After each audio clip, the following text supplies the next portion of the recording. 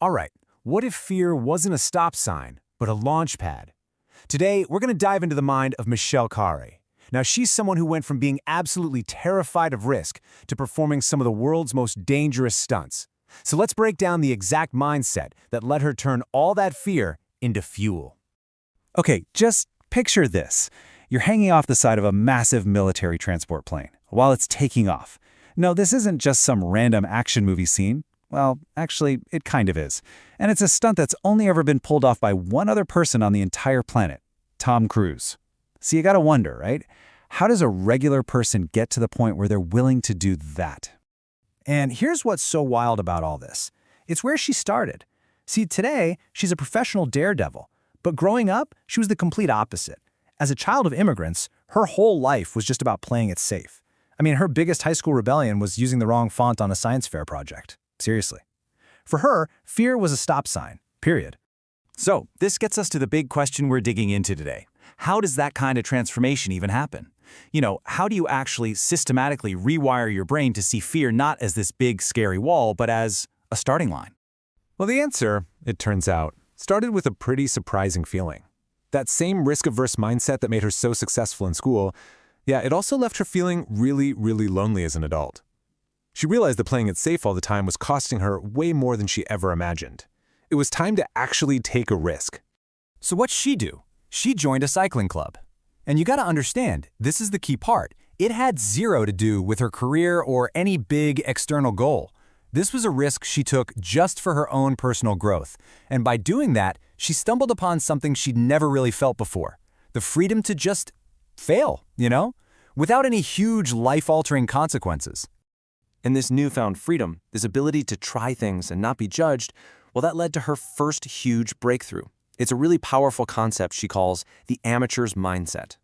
So, what exactly is the amateur's mindset? It's this brilliant idea that when you're a total beginner at something, you actually have a massive advantage. You know there's only one way to go, and that's up. It gives you this incredible permission to look a little silly, to ask all the dumb questions, and to take risks without that heavy weight of judging yourself. It's honestly why we all learn so fast right at the beginning of something new. And I mean, think about any skill you've ever tried to learn, right? It probably follows this exact path. First, there's that super fun phase where you're making progress like crazy. But then, bam, you hit the plateau. Suddenly, learning feels like a total grind. You start judging yourself, and right there, that's the moment. That's where most of us just give up. The secret? It's consciously choosing to stay in that amateur's mindset, even when it gets tough. And this next part just illustrates the point perfectly. Get this. Only 2 years after she even started riding a bike, she enters a national race, mostly just for the fun of it. During the race, she makes this super risky move and just sprints way ahead of the pack. The pros, they didn't take her seriously at all, but guess what? She ended up winning the whole thing. Not because she had some genius pro strategy, but because she was still in that amateur headspace of just having fun and seeing what happens. So this win, it was a total revelation for her. It proved that this amateur approach could actually get professional-level results. But it also sparked a much deeper question in her mind. If I can conquer this, what other fears are holding me back? And that led her to this really systematic project to completely change her entire relationship with fear. And I mean this literally. She wrote her biggest fears down on a whiteboard and then built challenges to face every single one. So, was she afraid of being seen as unintelligent? Okay, she studied chess for 10 months. Scared of confrontation? Fine, she trained to get in a boxing ring. And the really smart part, she held herself accountable to everyone by documenting the whole journey online. But the ultimate test of this whole new philosophy? Well, it came when she decided to attempt Houdini's most deadly escape, the water torture cell. Yeah, this meant facing her deepest fear, drowning, by learning to hold her breath for 3 minutes, all while escaping from a locked box that's submerged in water. But deep in her training, she just hit a wall. Her breath hold times were actually going down. She was trying to just muscle through the pain, but her body was screaming at her to breathe. And that's when her coach gave her this piece of advice that changed everything. Hey, you can't muscle through this. You have to surrender.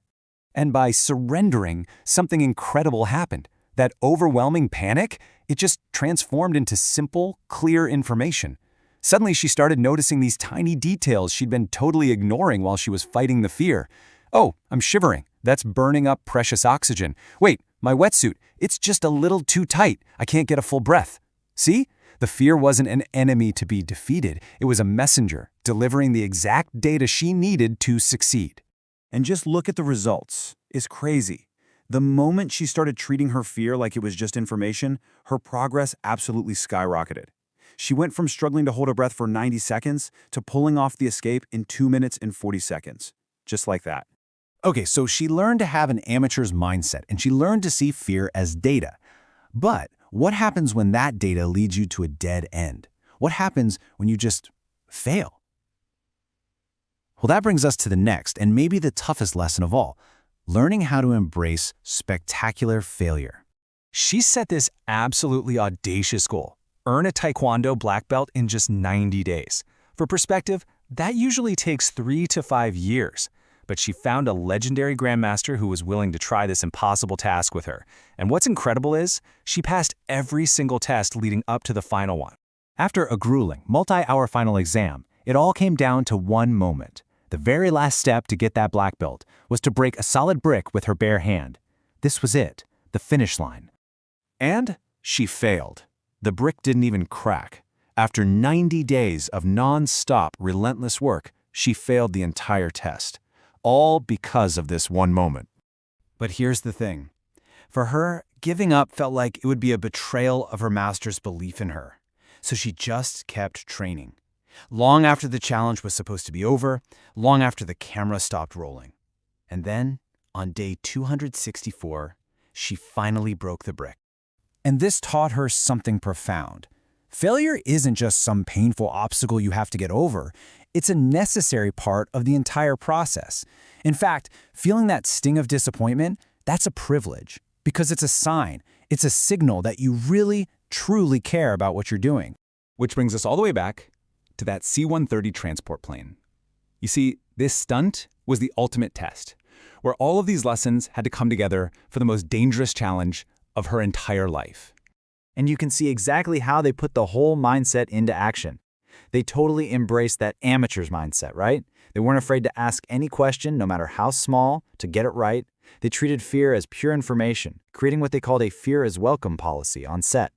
That meant anyone on the crew could raise a concern and the entire team would stop everything to address it. And that allowed them to fine-tune every single detail, from FAA paperwork to what kind of contact lenses she should wear. And this is the final huge realization. The fear never went away. And that, it turns out, is the whole point.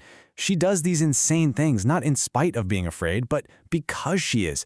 The fear itself, that's the fuel.